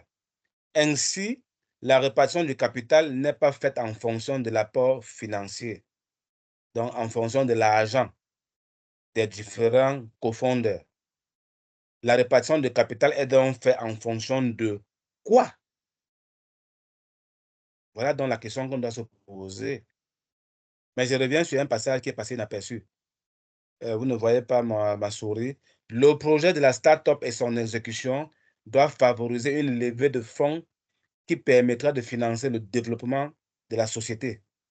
Donc, ça veut dire quoi? Ça veut dire que dans le point, nous sommes au point A, où il est question de distinguer comment les PME se comportent et comment les startups doivent se comporter. Dans le point B, on verra les critères. Donc, retenez ici que lorsqu'on a reparti le capital entre les cofondeurs en fonction des efforts, lesquels efforts, on le verra au point B. Qu'est-ce qui permet de déterminer les quantités de chacun? Et au point C, on comprendra à travers le cas pratique. Donc, c'est quand les cofondeurs se sont accordés, c'est le point B, qu'ils ouvrent le capital après valorisation. Et du coup, ils sont milliardaires, rien à faire. En dollars. J'ai bien expliqué ça à Daniel. Ils sont milliardaires en dollars, pas en CFA.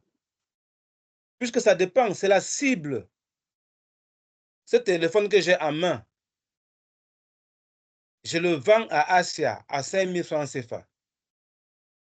Je le vends à l'ancien patron de Daniel à 500 000 $. Et il achète. Pourquoi? Parce que c'est le téléphone que Best Mentor a utilisé, que Triple Best Mentor a utilisé. Voilà comment on peut lier la notoriété. Imaginez à combien je peux vendre mon téléphone aux enchères. Aux enchères pour que vous compreniez. Mais lorsqu'on va en bourse, c'est une vente aux enchères, les amis. Puisque c'est public. Lorsqu'on réunit, lorsque vous allez faire le pitch final à Crystal Palace, le 28, c'est quoi? C'est une vente aux enchères. Vous vendez au public. Mais un public privé, si vous voulez.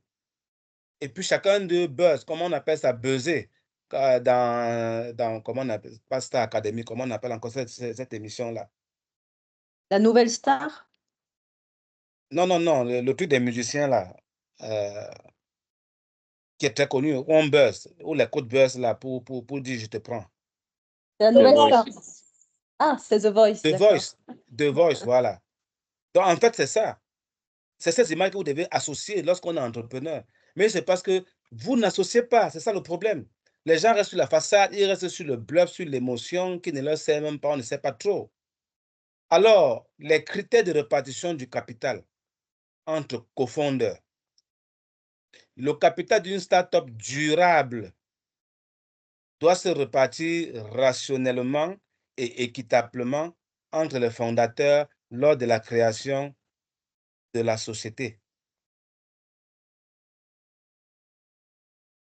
L'utilisation d'une grille de répartition du capital suivant des critères objectifs préalablement établis permet d'éviter des discussions sans fin au détriment du projet. C'est-à-dire quand il faut répartir, bien évidemment, il n'y a que le 50-50 qui sépare les gens. Ou bien non, quand il veut dire qu'il y a le closing.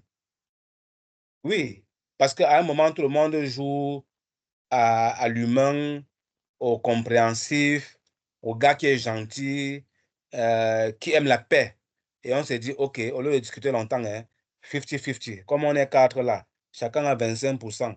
Alors qu'on vient de frustrer le gars qui a eu l'idée de projet et qui n'a pas été récompensé par le fait que c'est lui qui a apporté l'idée de projet. On n'a pas récompensé celui qui a fait le logo. On n'a pas récompensé celui de vous tous qui est le leader, qui négocie. Celui de vous tous, parmi les deux, parmi les gars qui font les bananes, le projet de pot de banane là, parmi les deux, il y a un qui sera au devant, l'autre derrière. Il faut récompenser celui-là. Parmi les deux, il y a un qui a été éliminé ou bien qui potentiellement pouvait ne pas être parmi les 8 qu'on a retenus. Et il a donc trouvé qu'il fallait que ça lie à celui qui potentiellement allait être retenu. À ce moment, il a une décote. Mais maintenant, s'il y a un module, s'il y a un critère leadership, c'est lui qui aura la cote là-bas. Et à partir de, c'est ici qu'il y a ça, à partir des pondérations, vous verrez que, par exemple, je fais simple, hein, je fais simple. La pondération pour celui qui a été retenu, c'est la pondération, c'est le coefficient, hein, c'est coefficient 4. La pondération pour celui qui a eu l'amabilité de s'associer à celui qu'on a retenu, c'est coefficient 1. Vous voyez donc que si un critère, c'est le projet a été retenu à AFIM, alors l'un a 100 sur 100. L'autre critère, c'est que j'ai accepté d'entrer chez l'autre. Et ça a donné du poids au projet, bien évidemment. On met encore sur 100. Vous verrez qu'au finish, le premier, qui est celui que son projet a été retenu, aura 400, puisque c'est coefficient 4, alors que l'autre, qui a accepté de s'allier à l'autre, aura 100 fois 1, ça fait 100. Donc, ces critères doivent tenir compte des spécificités du projet. Voilà, par exemple, des critères que j'ai proposés pour les gars qui ont fait la banane, le projet de pot de banane.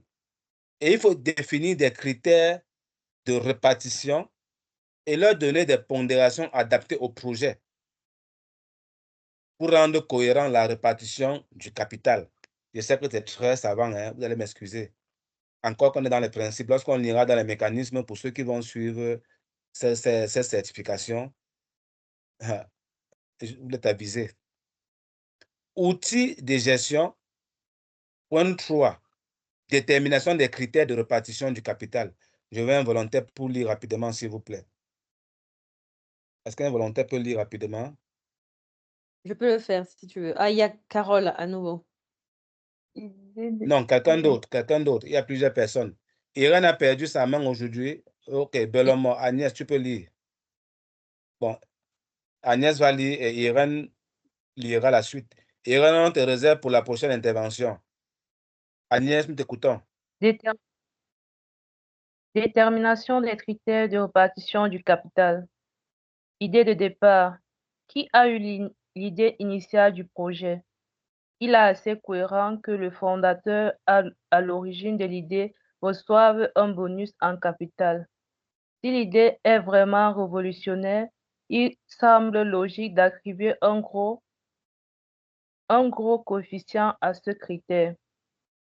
Validation de l'idée. Transformation de l'idée de départ en projet structuré.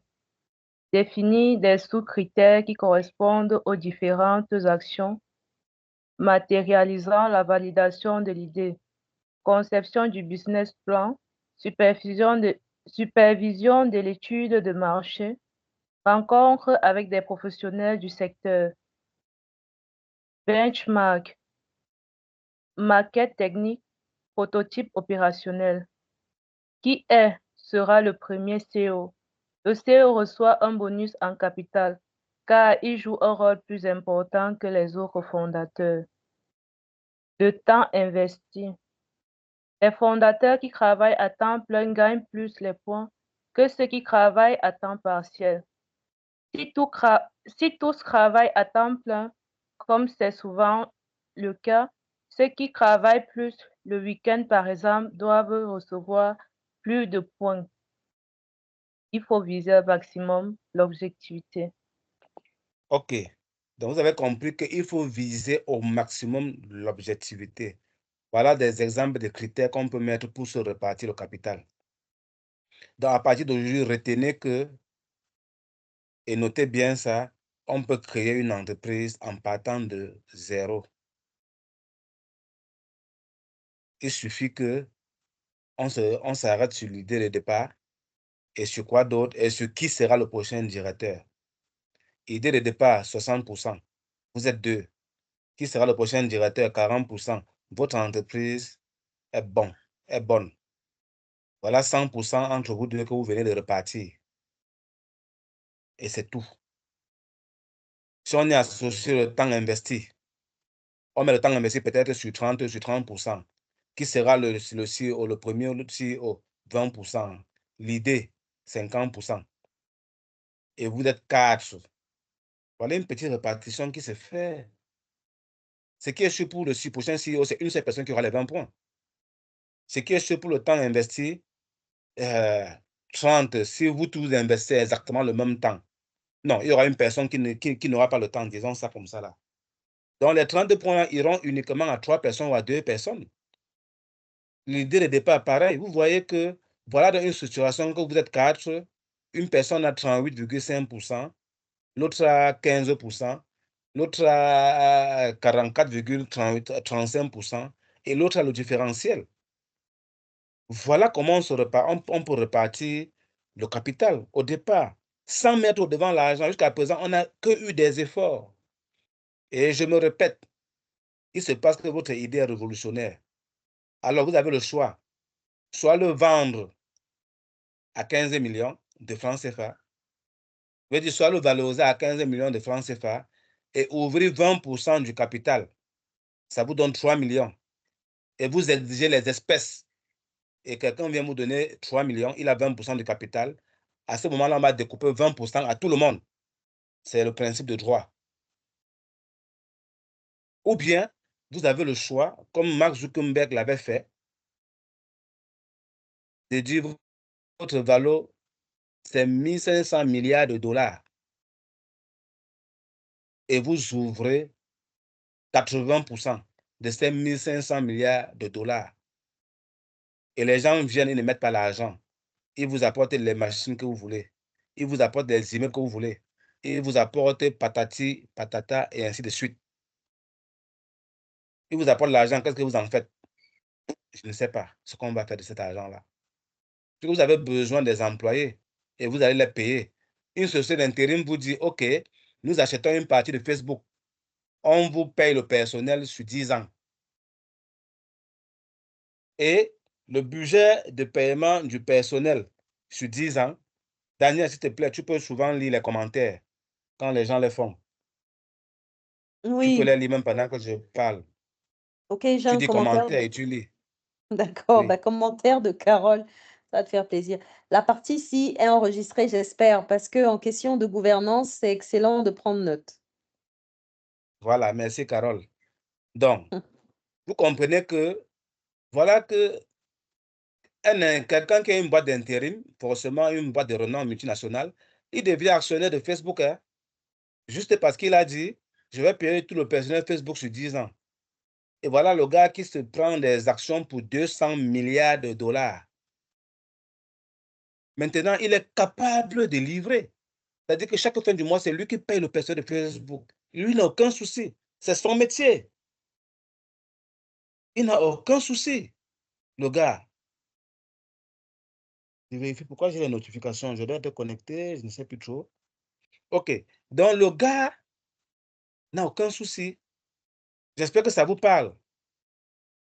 Alors, 4e point, c'est maintenant un exemple de tableau de répartition des actions entre cofondateurs.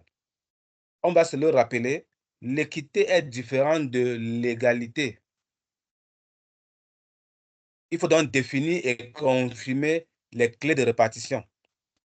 Parce qu'au-delà des critères qui apparaissent là, je vais prendre le pointeur. OK, le pointeur va être quoi, le laser? OK. J'espère que vous voyez mon pointeur, n'est-ce pas? Ça affiche à l'écran. Oui.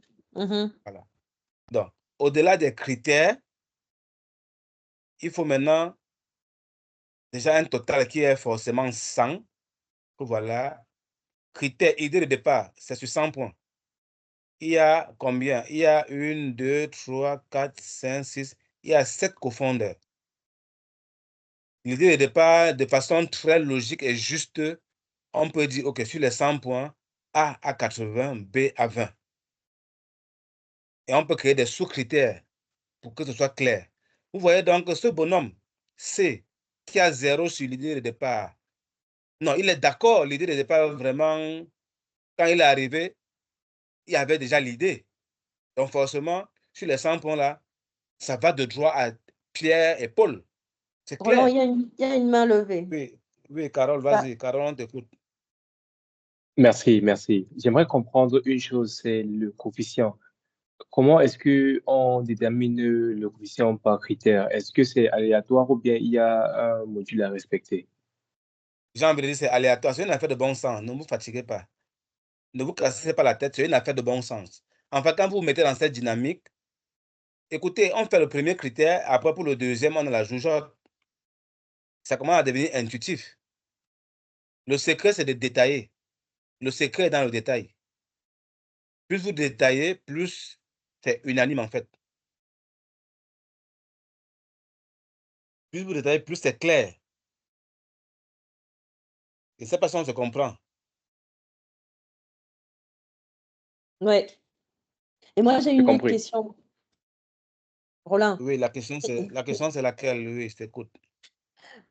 Je comprends que le capital de départ, quand on crée la société, n'a rien à voir avec l'ouverture, la création de parts. Finalement, on a un capital de départ, la société vaut tant, et maintenant on veut ouvrir le capital. Donc, on va créer des parts et on va les répartir. Les fondateurs auront une quote-part et on va vendre les parts restantes à de nouveaux entrants.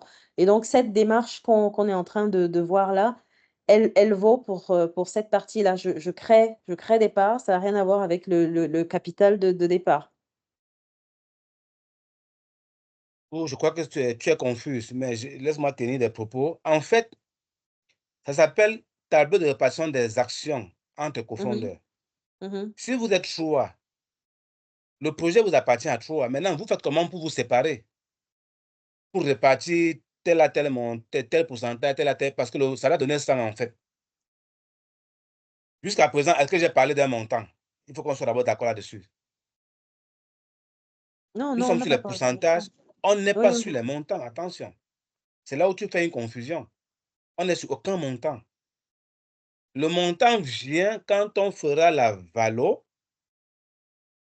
et on va ouvrir le capital. Et quand on ouvre le capital, le reste de valo appartient aux cofondeurs. La partie ouverte appartient aux nouveaux acquéreurs qu'on appelle les investisseurs. Tout simplement. Jusqu'à présent, il n'y a aucun montant. Je ne vais pas me prononcer parce que les montants relèvent de l'ingénierie financière. Ça veut dire le capital, le compte courant, la prime d'émission. Voilà en fait ce à quoi revient la valo. La valo appelle 3 choses, le capital et la prime d'émission. Nous y avons ajouté le compte courant. Parce que je te comprends. Tu veux par là dire que si on valorise à 200 milliards de dollars, est-ce que le capital sera 200 millions de dollars? Non, le capital ne sera pas 200 millions de dollars. Il y a donc des calculs financiers à faire. C'est ça qu'on appelle le business plan. Le business plan doit déterminer quel est le capital qui permet que l'affaire soit durable. Quel est le montant de la contribution à compte courant qui permet que l'affaire soit durable? Quel est le montant de la prime d'émission qui permet qu'on se débarrasse de ce qui nous appartient pour donner à quelqu'un d'autre et que lui, maintenant, il a le même droit que nous lorsqu'il est entré? Ça s'appelle le ticket d'entrée. En fait, il y a un principe qu'on n'a pas vu. Il y a un principe ici qui en parle. Ou non, il y a un mécanisme, voilà, c'est dans les mécanismes qu'on aura cela. Bref, ce qu'on explique là correspond à un mécanisme qu'on verra qui intervient dans le module 4 de cette certification. C'est le mécanisme du ticket d'entrée que nous avons associé à la tontine. Je pense que si vous revenez à module 1, à la série 1 qu'on a fait la dernière fois, vous allez retrouver ça. Donc, il faut vous référer aux vidéos, en fait. Ce n'est pas compliqué. Il faudrait vous référer aux vidéos. Donc, je veux un volontaire pour rapidement écouter. Je suis désolé, on va passer au dernier slide. Je veux un volontaire pour me lire le dernier slide. Ah, c'était Irène, on avait dit. Irène, nous t'écoutons, s'il te plaît. OK, merci. Outils de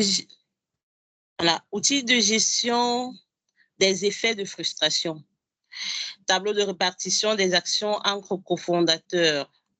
L'équité est différente de l'égalité. Détailler les faits générateurs de la richesse créée et récompenser les contributeurs au prorata des efforts.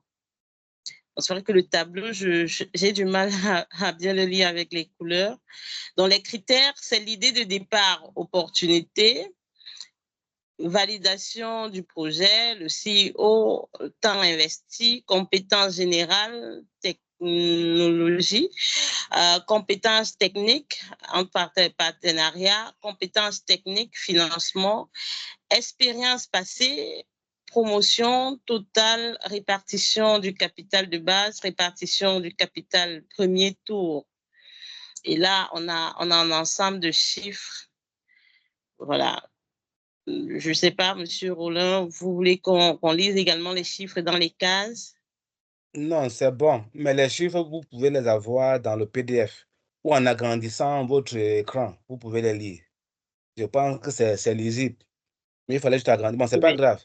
En fait, comme j'ai dit, ces chiffres viennent de la jugeote du bon sens. Et quand plus vous détaillez, plus les uns et les autres acceptent ou comprennent de quoi il s'agit.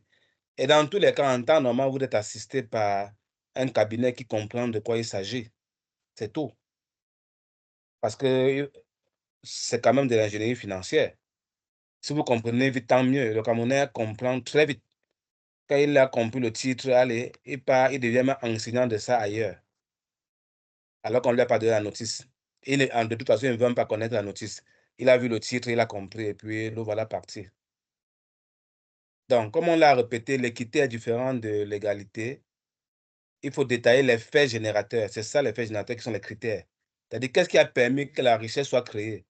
Parce que dans tous les cas, la richesse est créée, hein, c'est vous qui ne l'utilisez pas. Et une chose que je n'ai peut-être pas dit aujourd'hui, les valeurs créées sont la monnaie des entrepreneurs. L'argent est la monnaie des pauvres. Donc, c'est avec les valeurs créées que vous attirez les autres.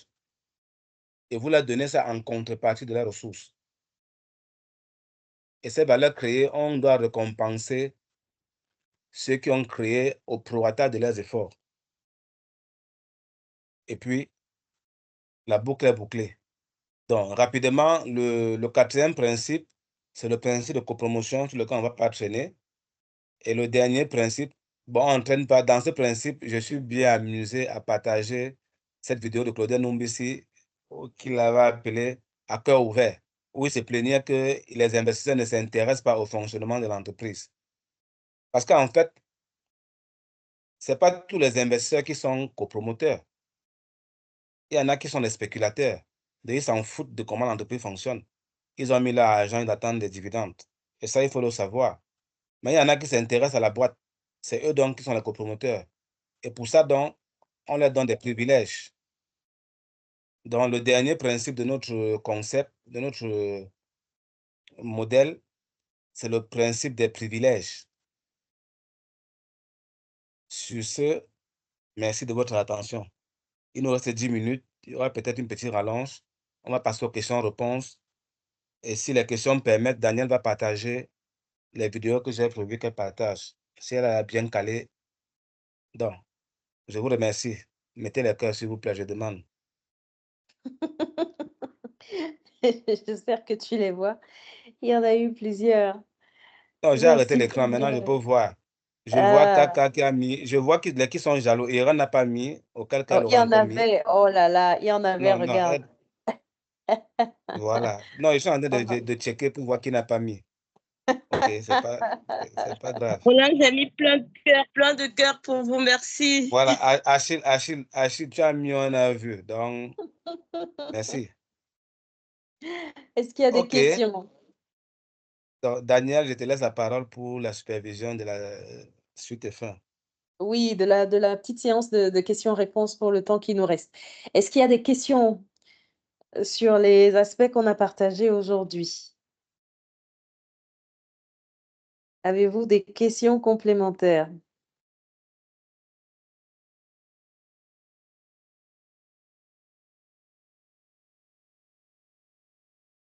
Alors, est-ce que tu... Oh, j'ai Irène qui a levé la main.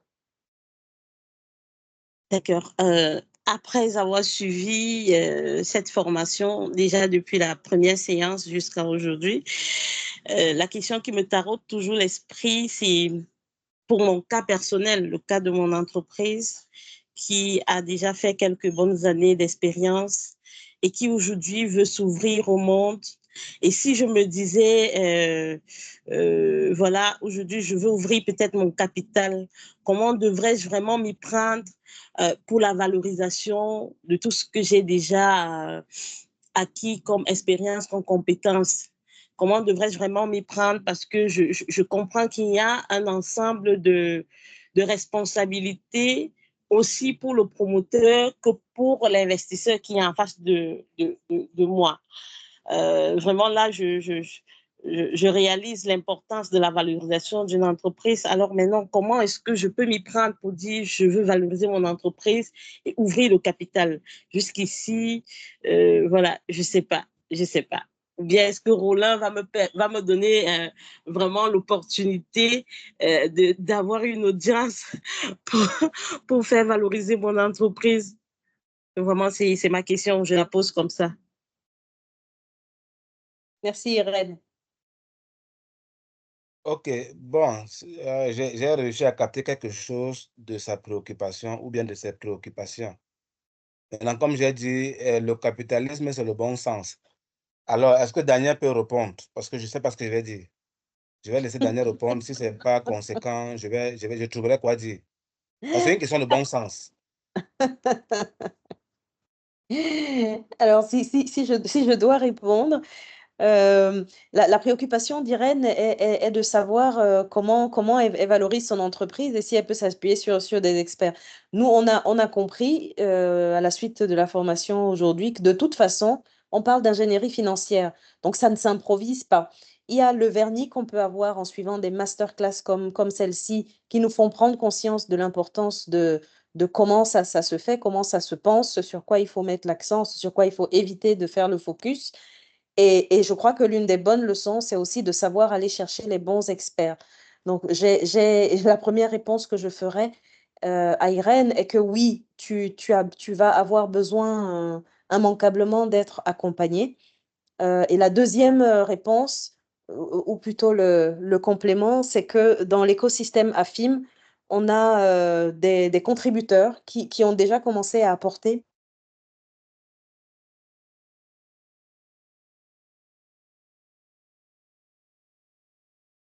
OK. Apparemment, on a perdu Irène. Est-ce que je suis seul à ne pas la suivre? Bon, je suis là, peut-être c'est le réseau qui est en train de déranger. Non, je voulais dire, on a perdu suis pas. Daniel. Désolée, on m'a perdu. Ok, Je donc ne maintenant, sais pas où on je t'a me suis retrouvé. arrêtée. Allons-y, continue. Non, voilà, je Bon, finissais en Tu disant... t'es arrêté dans l'écosystème AFIM, il y a des contributeurs. Voilà, qui apporte, qui contribue déjà à la valeur qu'on crée au global. Roland en fait partie. Comme ta question était assez directe, je ne veux pas répondre pour lui. Mais un, tu as besoin de te faire accompagner en plus du vernis qu'on a aujourd'hui. Et deux, Roland est dans cet écosystème et moi, je te mènerai jusqu'à lui. Maintenant, je le laisse compléter si j'ai mal parlé. non, attends, d'abord, je mets le cœur. Comment, où se trouve le cœur là-même? Cherche. Bon, supposez que j'ai mis. On a Ok, reçu J'ai mis le à cœur, votre place merci. ok. Donc, bravo pour Daniel. Je pense que Daniel Daniel a répondu. Il a dit que c'est une question de bon sens. Et puis, j'apprécie pas la question négative. Elle se met dans une posture de la douleur, de je ne peux pas. Mais on te dit, demandez, on vous donnera. C'est pas plus compliqué que ça. Au lieu de m'imposer un rendez-vous, elle me demande si elle peut prendre le rendez-vous. Si tu veux prendre un rendez-vous, moi, tu vas te mettre en rang. Hein. Le rang a plus de 500 000 personnes. Donc, j'espère que dans 30 ans, tu vas arriver à m'avoir. Tu as Daniel et puis tu commences à réfléchir comment faire pour m'avoir. C'est compliqué, ça. Bon. Elle va prendre le coup de fil. Elle va prendre le coup de fil. Merci Roland pour la réponse. J'ai compris. Merci. OK. Est-ce qu'il y a une autre question? Daniel, tu supervises. Parmi nos 13 participants, est-ce que vous avez des préoccupations sur ce qu'on a vu aujourd'hui ou même sur la thématique de la valorisation au global? Est-ce que certains d'entre vous songent à ouvrir leur capital ou dites que vraiment on est dans la stratosphère là, ça ne vous concerne pas? Non, et si j'ouvre, on va voler leur projet. Pardon. Ce sont les choses des blancs. Voilà, c'est les choses des blancs. Ils ouvrent, on va voler leur projet. OK, il est quoi? Il est 20h dans 30 secondes. S'il n'y a plus de questions, on va laisser Daniel clôturer. Yes, avec plaisir. Écoutez, merci à tous. Merci d'avoir été nombreux. On était plus nombreux à la dernière session, mais là, on clôture la session quand même à 12. Je crois qu'on a dépassé ce point à un moment. C'est dire, on n'a pas fait beaucoup de promotion, hein, mais je crois que ça montre l'importance du sujet. J'espère que, comme moi, vous repartez avec un jargon différent, avec un éclairage sur la question, avec des connaissances, parce que c'est quand même ce qu'on vient chercher, et que vous allez rester accrochés parce qu'on n'a pas fini. On se retrouve vendredi prochain à la même heure, au même endroit, j'ai envie de dire, sur Teams pour les early, et je mettrai un peu de musique, parce que c'est bien de vous accueillir en musique. Et c'est chouette de voir les personnes qu'on ne connaît pas qui rentrent dans notre environnement. AFIM, Afrique Impact Entrepreneur, c'est pour tous les entrepreneurs. Aujourd'hui, on a une cohorte de 8, mais notre souhait est de servir directement ou indirectement tous les entrepreneurs du Cameroun. Vous avez compris que ce n'est pas une affaire d'argent, parce que la valeur qu'on crée, elle nous apporte plus que les tchan-tchan qu'on cherche à court terme. Voilà, j'ai repris le jargon de Roland. J'espère que ça parle à tout le monde. Merci Roland, merci surtout à toi. Je finirai là-dessus pour ton temps, pour ton énergie, ta passion pour l'entrepreneuriat. Vraiment, ça nous encourage. Merci beaucoup. Je mets des cœurs, regarde, cœur, cœur, cœur, cœur, amour, cœur. Bonne soirée, bon week-end à tous. À demain pour ceux qu'on retrouve demain, y compris toi, Roland. D'accord, merci. Bonne soirée à tous. Bonne nuit. Merci à tous.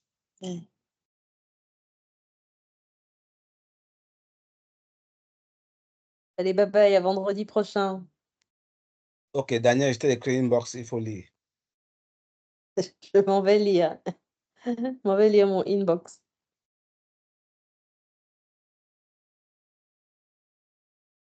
Je vais arrêter l'enregistrement. Hop.